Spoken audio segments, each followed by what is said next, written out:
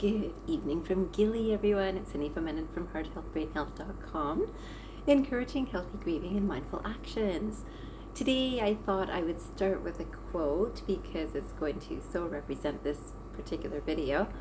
And it's because I hear music by Bob Marley quite regularly, both here in Indonesia and also from Canada. So I think Bob Marley is a very well-known singer. And this quotation that he had said really struck me as appropriate for today. So this quotation says, "Don't gain the world and lose your soul. Wisdom is better than silver and gold." Don't gain the world and lose your soul. Wisdom is better than silver and gold. And I find this so fitting today because I wanted to talk about how the soul speaks. And the soul does speak, and we need silence really to really hear what the soul is speaking. And of course, I believe that we are the soul. We're not the bodies or the minds or the intellect that the soul is covered in. And so it takes a little bit of useful self-reflective time. Useful what? Self-reflective time is not useful. I'd say all self-reflection is useful. But to really give ourselves the time and space to just listen is really, really useful. When we're listening, we will see that there's a layer of emotions that comes up. And you know that I used to work with grief recovery when I was practicing in Canada. And I really feel that this is such an important layer to work through before we can get deeper into the soul. And so I thought today I would just share with you a little bit about myself and my journey, or my soul's journey, because some of you, or maybe many of you, don't really know the journey that I've been on. Many people here in Indonesia feel that I came from Canada to move to Indonesia, and then visa didn't work out. It wasn't quite right, and I wasn't able to work, and so here I am staying here because I let go of everything in Canada. And even that much detail, there's not a lot of people that know that, but now you do. And so that's truth. Yet it's only one layer of that truth. It's definitely, it was a calling, I'll say a soul calling me into doing something in a space that would allow my soul to do its work for this journey. And so in this, again, that would sound really out there. I mean, boy, don't we look for jobs that pay money? And yes, definitely, I suspect that over time, I'll definitely be looking at the need for money again. But it's really not any part of my conscious thinking today, because in Indonesia, I can't work. I'm not legally allowed to. And quite honestly, it's such a blessing because my soul is able to speak quite freely. My mind listens quite easily because it's not cluttered by all of the, I've got to do this, I've got to do this, I've got to get this, I've got to get that, and I've got to move here, I've got to set this up. Nothing like that. I'm just experiencing and living and connecting with nature and connecting with myself. And of course, if you listen to my videos, you would see that I feel that ourselves are reflected in the world around us. And so first working through this emotional layer, I feel that understanding grief recovery really helped my own journey, and then helped me help others work through that journey too. And then the deeper space is still this soul space. And so I came across this beautiful quotation by Rumi too that just also comments on this. It says, "Do not sell your soul in exchange of anything. This is the only thing you have brought into this world and the only thing you can take back." And I believe this. So regardless of religion, so you know in Gili Air, which is the place that I'm in right now, it's largely Muslim religion. There's some Hindu temples here. There's some Buddhist temples. There's, I suspect, all sorts of religions that are here. There's spirituality in general. And then there's this atheist community, I might say. And again, not so many of these things are expressed really easily because there's a lot of judgment that might come towards people who just express they either do believe or don't believe. I know that one of the questions that I get asked regularly is, "Are you Muslim?" And it's not really a question, it's a comment. And I'm very clear about, I respect every religion. I respect the spirituality beneath that religion as a title or as a name. because I believe that respect, kindness, compassion, and love and truth are the depths of all religion and all spirituality and the most important features. Yet, if I think about truth and love and compassion, do I feel that any one religion represents that? No, and I can look at any religion and say, is that really demonstrating those details? And I'm not sure if it does. And so then I find that religious titles are very limiting for our minds, because if I've had an experience with someone who is of a particular religion and I know that's the religion they are, the mind has this style, I'll say. It's a style of thinking that then generalizes that to all of those people are like that. And I certainly see this in Indonesia, that we see this, and this is of course part of the learning and the teaching that I'm trying to share in these videos, that once our mind is clouded, so if it's something that I am and someone is like me, that's good. And if it's something that I'm not and that's not like me, that's not so good. And so I might think they're a nice person, but they're not like me, so they're different. And as soon as I make differences, that's not from a soul level. And so this has been, again, a beautiful journey. And I see this, that even when I was working with cancer patients regularly in Canada, I can say that in times that people are very fearful and worried and concerned about life and death, the soul is more ready to speak. It's almost like I've got a limited time to share what I need to share. And I was so lucky that I had the trust of patients that had known me for many years, sometimes just meeting me, and yet they understood and felt, and the energy that was coming through me was honest and compassionate and caring. And so we connect. And some of those patients were ones that I actually started saying that, this is what I'm hearing from your soul. And I've got to tell you, I do listen to souls. And so I hear this soul now much more clearly, because it's not cluttered or clouded by all sorts of mind restlessness. It's not clouded from fears and emotions and tasks, even in terms of, if we think of regular paid work, I have to get here at this time, I have to leave here at this time. So I've been able to have this sense of freedom here, and I'm going to say I, meaning my soul, has had this freedom here. So this divine energy of the soul has a journey. We've all come into the space that we're living in, the space that we're in our minds, the space that we're coming through with an intention for learning some things on earth. And again, for this mind, I can tell you that there's been many, many deep meditations. And again, this started in Canada, and it's been many years in Canada of meditation. But I'd say the last, probably about 5 years that I was in Canada fully, I became a little bit more seasoned with learning how to use this tool of this mind, this intellect, for the soul's expression to come through. My soul's expression is very much about helping others. And I love this. I do believe that when we get to that space of the soul, it is more about what can we do for others, how can we lift others, how can we light up others, than what can I do for myself.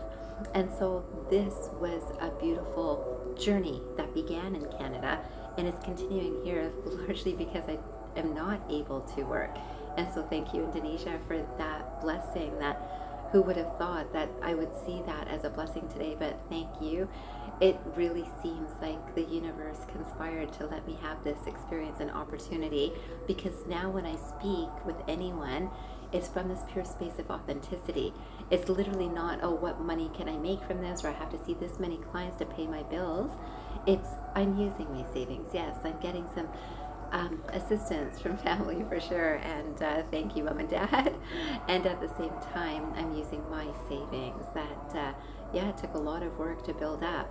Yet, I wouldn't want to do anything different, because this time, I'm certainly understanding that is the fullness of my heart that I'm sharing things with. So this is things with others to help others, meaning just extensions of me. It's this mind's desire, this soul's desire to learn how to care for people. And it's interesting, some of my happiest experiences here have been in schools and just meeting students at schools and teachers at schools and principals, and just that educational world is so exciting for me. It's just something I love learning, and I love helping people learn. And it's interesting here in Indonesia, there's such this feeling that when a foreigner is here, English can be learned by a native English speaking person.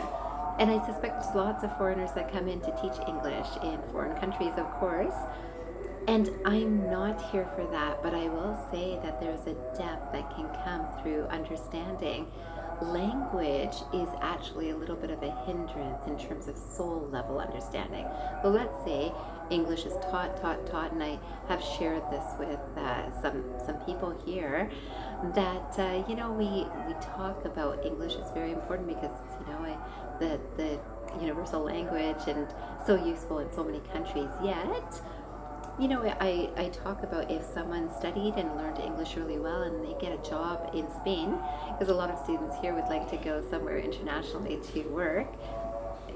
Then I won't go into that right now, but yes, and a lot of people have that dream of, I'd love to go to work in a faraway, distant country and see what the experience is and that sort of idea.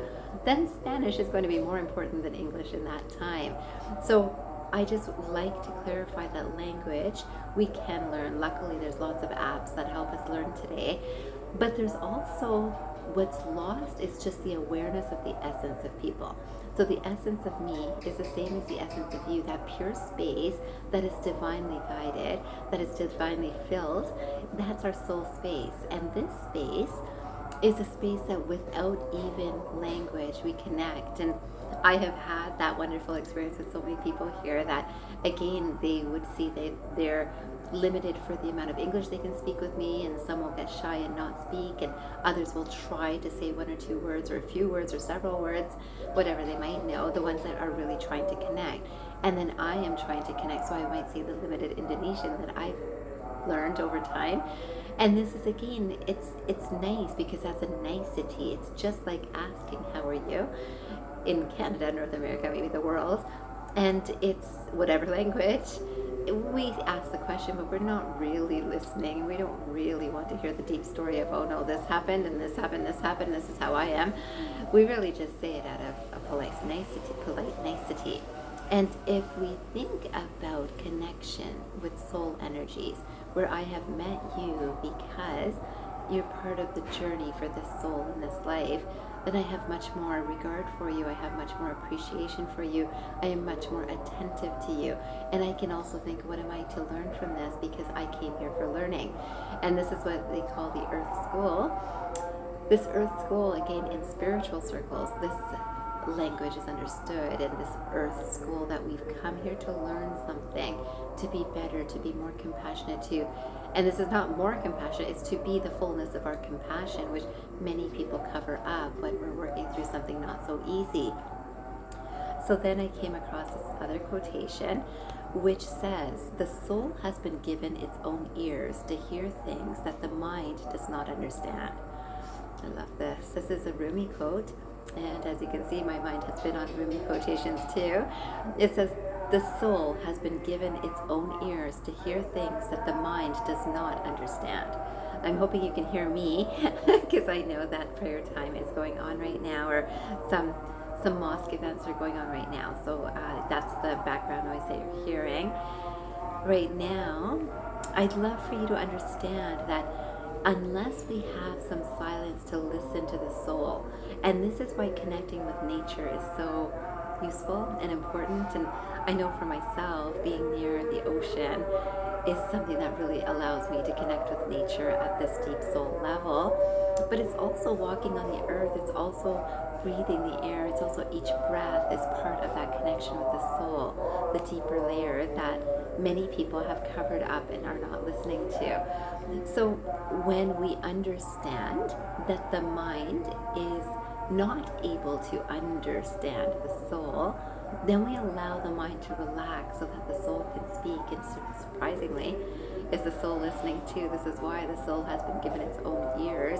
There is something that we hear when we have that silence to hear fully what our own soul is expressing to us. But I will tell you that it's kind of like the golden rule. The depth of the soul is about doing unto others what we would like done to unto ourselves. That this whole golden rule of I treat you how I would want to be treated. And many people have gone beyond this and said, oh no, well, they haven't treated me well, so I don't treat them well. And yet, it's not how you treat me is how I treat you. It's how I would want to be treated is how I treat you. And this is such a basic message that the soul understands and the mind understands too. But the mind, often in an ego space, moves into what have you done for me lately? So that's one thing. Then there's other thing that this quotation that came across my path today too is by Paramahansa Yogananda. And it says, the man who has peace in his soul has all the wisdom of the gods. The man who has peace in his soul has all the wisdom of the gods. And this is because the wisdom of the gods, if we think of it, we think about an energy that is free of human mind senses, of human thinking, I'll say. And this wisdom of the gods, it's peace in the soul, because there's nothing to, I gotta reach this, I gotta do this, and that from that ego space. So this wisdom of the gods, when there's peace, how many people can say that they're peaceful? There's not that many, because most people are thinking about the next thing that they have to do, or that they didn't do, or what happened yesterday, or what's going to happen tomorrow, or what might happen. So again, emotions cloud this. There could be fear, there could be grief, there could be sadness, there could be anger. Any of these emotions will cloud this pure space, which is the wisdom of the gods. And this is the wisdom that's within us, if we can clear the space enough to listen with the ears of the soul. And then finally, I wanted to finish with this quotation, which says, our fingerprints don't fade from the lives we touch. Our fingerprints don't fade from the lives we touch. Now, I started this video with sharing with you that this has been my journey. It started within Canada and it's continuing here in Indonesia. And I want you to know that with the number of clients that I worked with, have worked with, and friends that I continue to speak with, and it's now just part of who I am. It's whether as a friend or as a practitioner. I don't really call myself a practitioner here, but I feel that it's always been the same. I'm the same. I am the same caring. I'm the same compassionate. I'm the same loving person, whether as your friend or as a relationship of any sort. I care, and there's the same compassion, and yet this compassion is deepening thanks to my experiences in Indonesia. So thank you, Bali. I think I spent most of my time in Bali so far, and now Lombok, I will say, is really allowing for the refining of this skill. So today I wanted to make sure that I let you know that when I've worked with clients, can you believe that I've actually, through meditation, I have actually seen even lives with some of the practitioner patients, I should say, as a practitioner. I saw the lives that were that time of life between lives. So when a person passes away and then there's something happening with their soul, and then if we were thinking of reincarnation, and then it comes back. Now remember, even if someone is sleeping, it's that same energy of the mind is not active. It's not sleeping, dreaming, but deep sleep.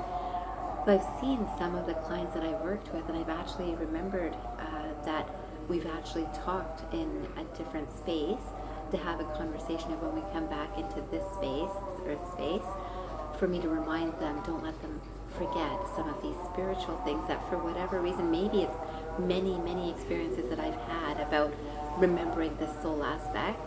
And so this one client especially was so particular about this in my awareness of this vision that I had of us speaking when we were in school together on the other side in some unknown space, I'll say a spiritual realm.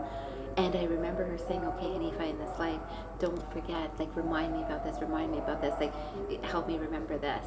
And I thought that was so touching and so meaningful. And this lady, she was a nurse for many years, and she only realized in later years that that the nursing job and profession was actually taking a toll on her. Of course, there's the politics in healthcare, and all of that was taking a toll on her health. And only when she actually had a diagnosis did she actually give her a proper break, herself a proper break, and she started learning about some spiritual things. And that was so unusual from her experience, because in the Western medical style, there's not that much emphasis placed on the spiritual tradition. And I remember I was working with her. I worked with acupuncture with her for most of the time that I worked with her. And there was a point that I said, do you mind if I see how your energy is? And she just lit up and she said, I've been curious about this. And so her soul remembered that she had come here. That was when, soon after, I had that vision of her asking me to remind her about these details in this life. And I can tell you that to this day, I feel soul energies of people. So I can feel, I don't know an entire life story for a person, but I can see what the soul is wanting to learn in a particular situation. And today I wanted to make sure that you know that our fingerprints don't fade from the lives we touch. So when I think about that, wow, my fingerprints didn't fade from that life that I had touched, and she had touched me too, obviously, because I didn't forget that she had reminded me about that at that time. And then I was working with her, and she remembered, and so our fingerprints leave these impressions, and where we can share good, kindness, compassion, and a sincere desire to help each other learn, remember, grow, be compassionate towards each other, it never fades. So today I want you to remember that our souls do speak and that we can hear them. And I know that when I come back to Canada, I will be doing this work again and helping anyone who's ready to connect with their deeper soul levels. For now, I'm hoping that my presence here is allowing people to connect with their deeper soul levels, even in non-paid work. I wish you a fabulous day or night ahead, and I hope you remember, transform your mind and transform your life. Have a great day or night, everyone.